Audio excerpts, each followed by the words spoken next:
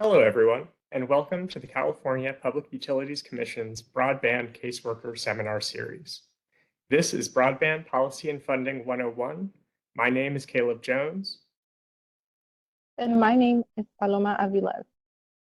The Broadband Caseworkers have created a series of webinars covering the business, technology, and policy and funding context that communities will need to provide broadband.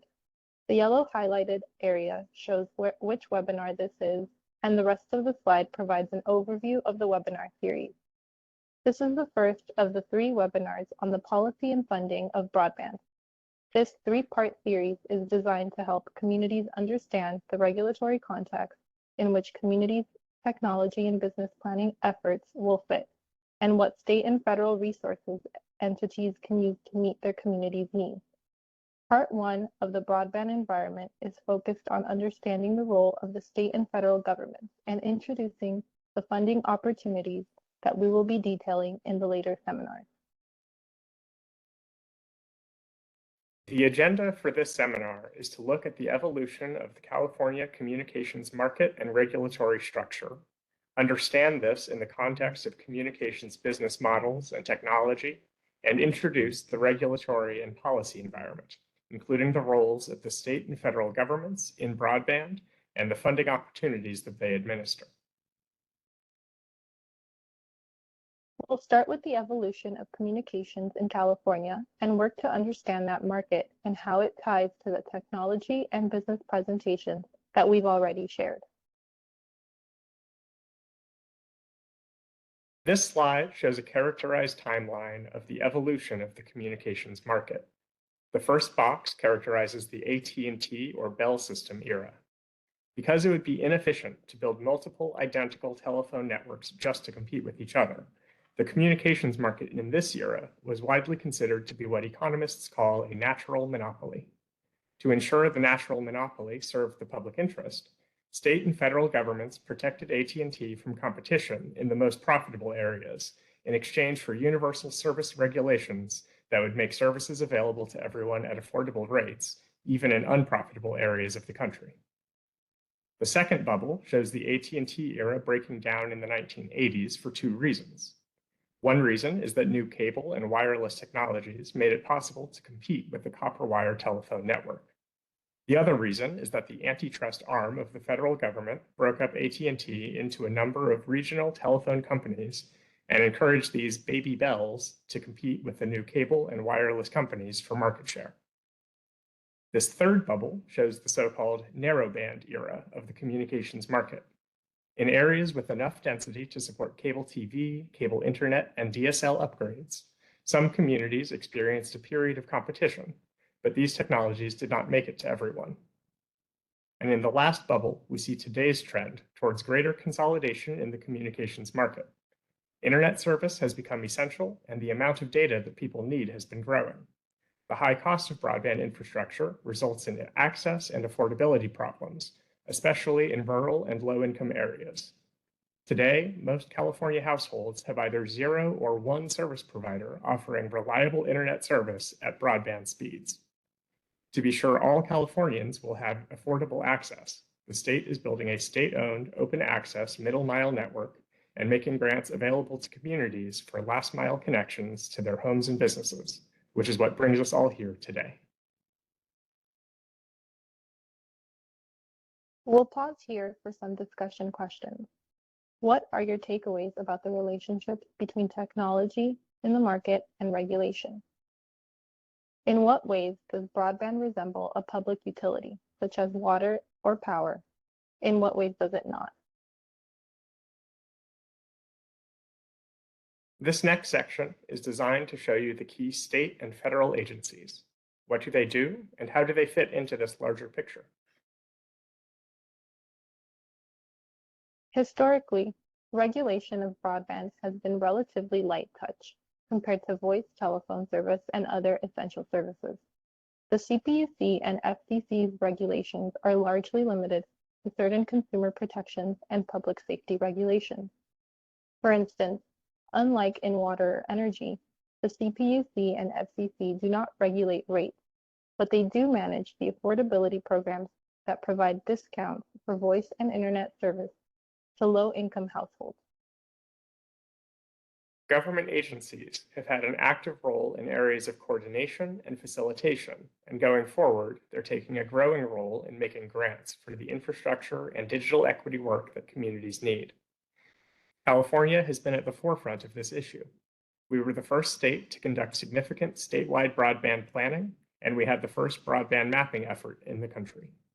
That leadership is continuing today in the form of the Broadband for All initiative. This led to the California Broadband Council and Department of Technology creating a broadband action plan, which focuses on access, affordability, and inclusion. The legislature also passed Senate Bill 156, which provides unprecedented resources for middle mile and last mile broadband infrastructure. There is now considerable activity underway to plan how to use the funds provided by the federal government through the Infrastructure Investment and Jobs Act and other legislation to improve digital equity in California. This overview slide summarizes the state agencies working on broadband and the role that they play. These state agencies also work with local governments.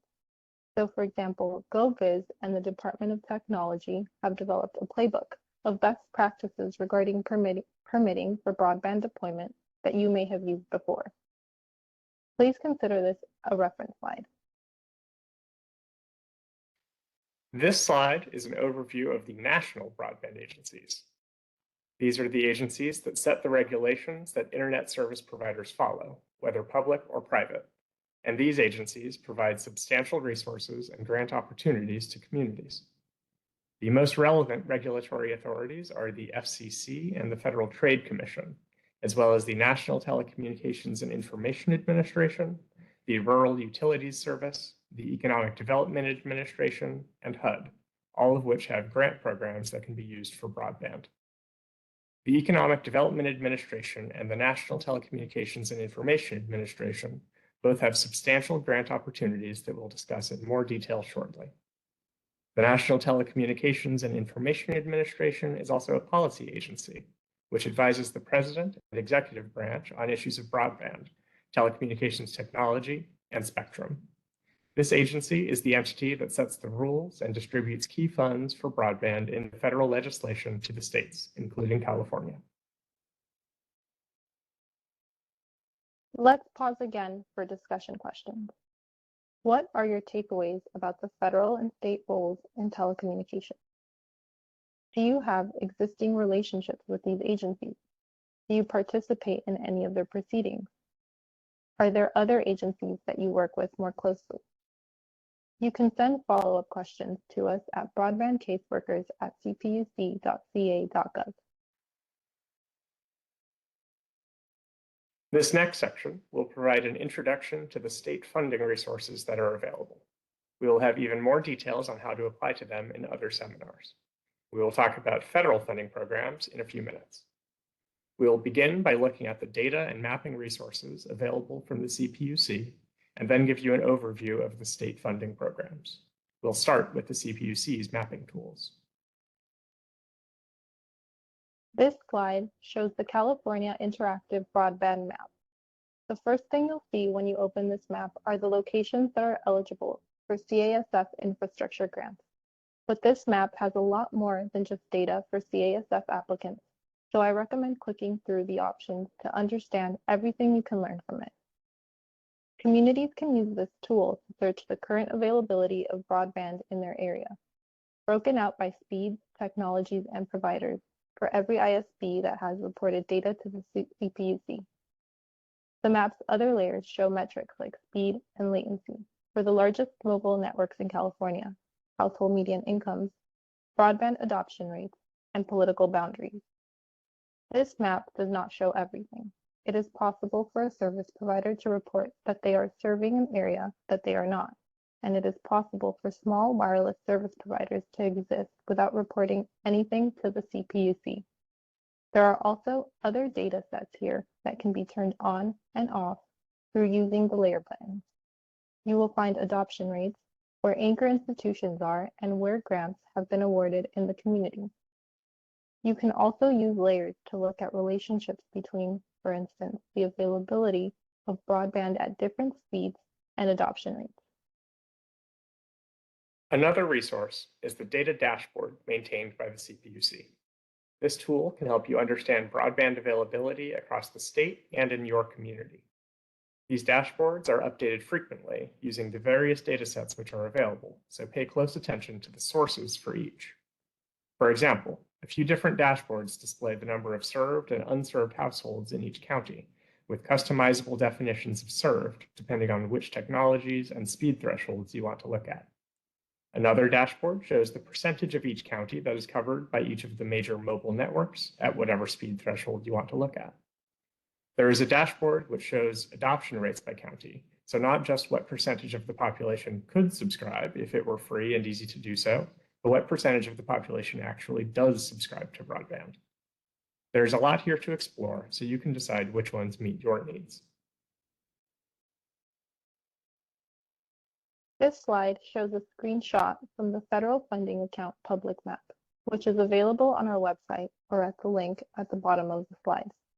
The first thing you'll see when you open the Federal Funding Account map is the locations in the state that were considered unserved in the Federal Funding Account. The picture here is of Sacramento, but it's easy to click and drag the map to look at your own community. If you toggle on and off the different layers from the menu in the upper right corner, this map can display a lot more than just unserved locations. You can also display the statewide middle mile, the areas which are considered disadvantaged communities, and low-income areas. If you click on the project areas layer, you can see where applicants have applied for grant funding to serve unserved locations. If you click on individual project areas, you can see more information like who applied to serve that area and how much money they requested. The map also shows the CalEnviro screen map of environmentally disadvantaged communities, the Socioeconomic Vulnerability Index, or SEVI, and also political boundaries. This slide shows the Commission's broadband grant portal, where you can see the federal funding account applications that were submitted in your county. From the main page, click on Applications, and then you can sort by county. Each application also has a tab for objections and responses, if any were provided. We have shown a lot of information. Here are some topics for discussion. What resources do you have for mapping and data within your jurisdiction? What are your most used analytical tools?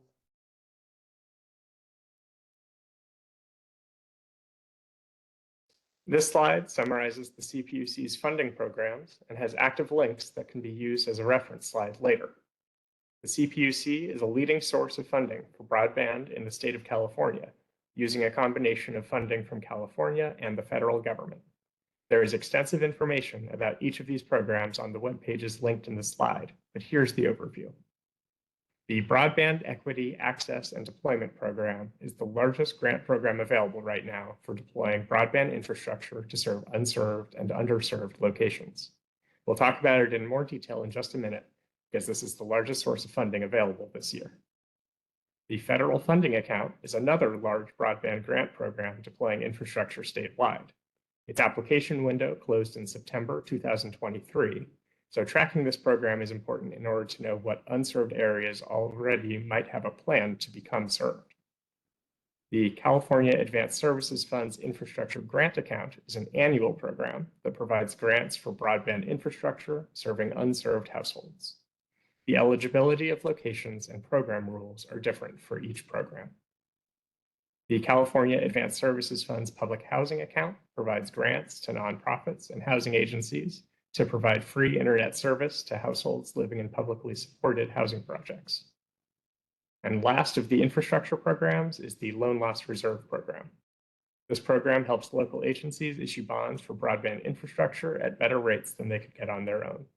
These enhanced loans can be used even for infrastructure in served areas that are not eligible for grants from the infrastructure grant programs on the list. The local agency technical assistance and tribal technical assistance programs make grants to tribes and local agencies for planning, engineering, and design work related to broadband infrastructure. Local agency technical assistance is no longer accepting applications as of Q1 2024, Tribal technical assistance provides grants of up to $250,000 a year to tribes who are trying to improve communications. The CPUC also operates the California Lifeline program, which can be applied to voice and internet bundles, and makes grants for broadband adoption and no-cost service in public housing communities through the California Advanced Services Fund. This slide and the next one provide a summary table of the CPUC's broadband funding programs. This slide shows Broadband Equity, Access, and Deployment, the Loan Loss Reserve Fund, the California Advanced Services Fund's Infrastructure Grant Account, and the California Advanced Services Fund's Public Housing Account. These are the 4 infrastructure programs accepting applications in 2024. Here is page 2 of the summary of programs. The slide shows tribal technical assistance, the federal funding account, and the local agency technical assistance programs. More information can be found on the web pages for these programs.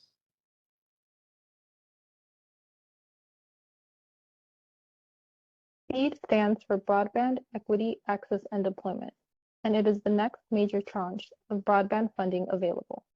California has been allocated $1.86 billion, which will primarily go towards building infrastructure in unserved locations across the state. There's been a lot of attention on this program already through a series of public workshops that the CPUC has held across the state. This is a new program with new rules for eligibility and new ways to apply. The proposed rules for how California will award funding are available on our website in 2 volumes. These 2 volumes have been submitted to the National Telecommunications and Information Administration for approval. After the initial proposal is approved, the CPUC will create final rules through a rulemaking process that the public can participate in.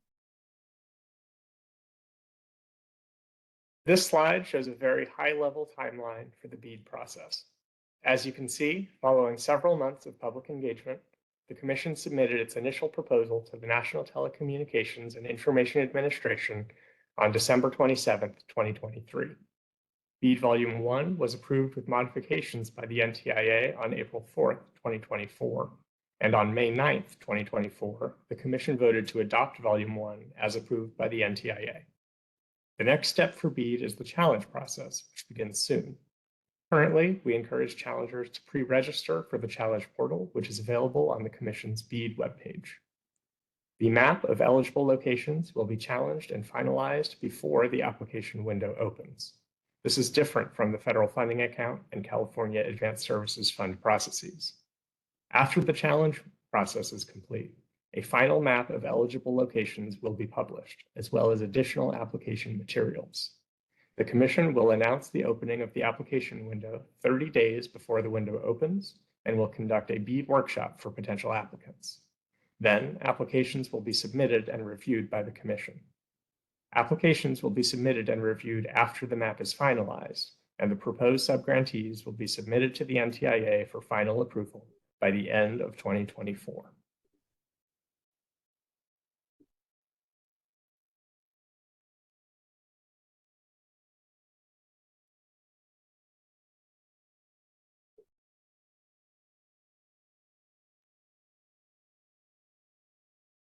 Next slide, please.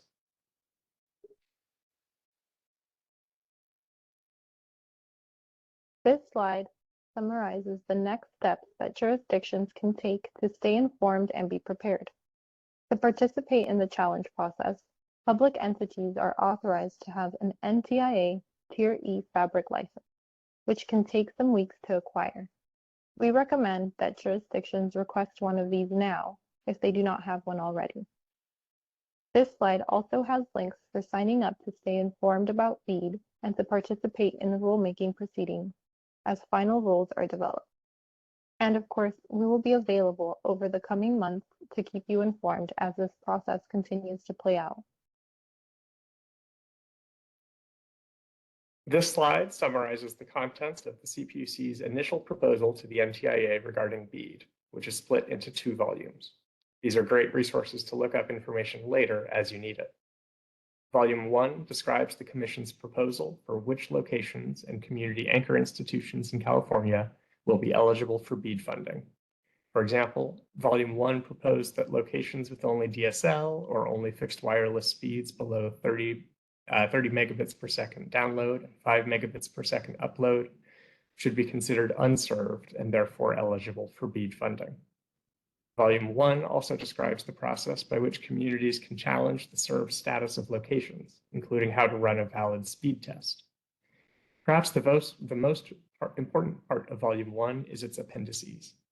These list the state and federal grant programs that might interact with BEAD funding, identify all unserved and underserved locations in California, and list all community anchor institutions eligible for funding. We encourage all local governments to check that the unserved community anchor institutions in their jurisdiction are correctly identified. Following the NTIA's approval of Volume 1, the Commission begins the challenge process to finalize a map of eligible locations, and then the CPUC will publish the map. Volume 2 describes the Commission's proposal for how it will award BEAD funding to subgrantees. The Loan Loss Reserve Fund is another program created by Senate Bill 156. This program provides credit enhancement and collateral to assist agencies financing broadband infrastructure development. With this fund, a public agency can borrow using the Loan Loss Reserve Fund for any broadband infrastructure, not just for unserved households in the CPUC programs. The Loan Loss Reserve Fund accepted applications from March 12th through April 9th, 2024. The California Advanced Services Fund's infrastructure grant account accepts applications every 6 to 12 months for broadband infrastructure funding. This is an annual program and it has different eligibility, a different map, and different rules from our other programs. This account accepts applications for wireless or wireline infrastructure for locations that do not have either wireless or wireline service at 25/3 speeds. The CPUC also administers the Broadband Public Housing Account, which provides grants to build broadband networks that will offer free internet service to residents of low-income communities, including publicly supported housing and other housing developments with low-income residents. Applications are accepted by the 1st of January and July each year. Nonprofit organizations and public entities work with those seeking the grants, for example, by preparing the grants or assisting the communities in doing so. The revisions to the program rules and guidelines made this a more accessible program with greater eligibility. For example, tribal communities and mobile home parks with low-income residents are now eligible for grants, and larger projects with higher per-unit costs are eligible for ministerial review and approval. Up to 100% of the cost to install last-mile infrastructure, including inside wiring and broadband network equipment, are eligible for reimbursement, and the speed thresholds for projects has been increased to 100 megabits per second down and 20 megabits per second up. This slide summarizes 4 of the key affordability programs that help households with access to broadband afford to subscribe to it. The Affordable Connectivity Program has stopped new enrollments, and the program ended in April. The California Lifeline program provides up to $17.90 per month for a low-income household phone plan, which can be combined with up to $9.25 from Federal Lifeline for a total of $27.15 per month. The Lifeline discount can only be applied to plans that include voice service, but it can be used for plans that bundle voice service with broadband, such as a service plan for a smartphone or a home internet plan that includes either a copper wire or VoIP phone, or voice over internet protocol. The California Teleconnect Fund provides discounts of up to 50% additional after E-rate funding for broadband services at schools, libraries, community colleges, government-owned hospitals, and health clinics. And the California Advanced Services Fund's adoption account makes grants to nonprofits for digital literacy programs that help members of your community use the broadband services before and after the infrastructure is built. Let's pause again for discussion questions. How has the end of ACP impacted your community? Which funding programs are you most interested in learning more about? What efforts exist in your community to support broadband adoption and affordability? Are there organizations in your community that might be interested in doing more to help people sign up for affordable broadband? This section is about federal funding and resources, including the FCC's maps, data, and funding opportunities. This landscape is constantly changing, so be sure to check for the latest information. There has been a major effort at both the FCC and CPUC in recent years to improve the quality of the maps. The FCC publishes maps based on data provided by internet service providers, which the service providers say shows where broadband is available. Since it's a nationwide effort, there is a lot of focus on the accuracy of the map, and the FCC is accepting challenges to the map on an ongoing basis from its website. The CPUC has its own validation process for serving in California. But we encourage you all to look at what the FCC map shows for your community and provides feedback to them. Many important decisions and funding allocations will be made based on how many households the FCC believes are unserved in different areas. Households that show up as served on this map may lose out in planning processes for years to come. So it will benefit your community to challenge these maps on behalf of any household and neighborhoods that you know do not have access to broadband. The FCC map can be challenged from any location. One does not need to live at the unserved address to indicate that broadband isn't available. This slide summarizes some of the major sources of federal funding for broadband. The U.S. Department of Agriculture's Rural Utilities Services makes loans and grants for telecommunications infrastructure. Communities thinking about broadband in rural areas can consider the USDA Reconnect program. The National Telecommunications and Information Administration administers a range of programs as well. The most critical ones in the near term are the Digital Equity and BEAD programs, where funds will flow through the states to subgrantees. We anticipate that the NTIA will administer another competitive series of grants in 2025. The Economic Development Administration, also at the Department of Commerce, has programs for broadband infrastructure as well, if projects can be directly tied to the creation of jobs that would not otherwise be created or maintained.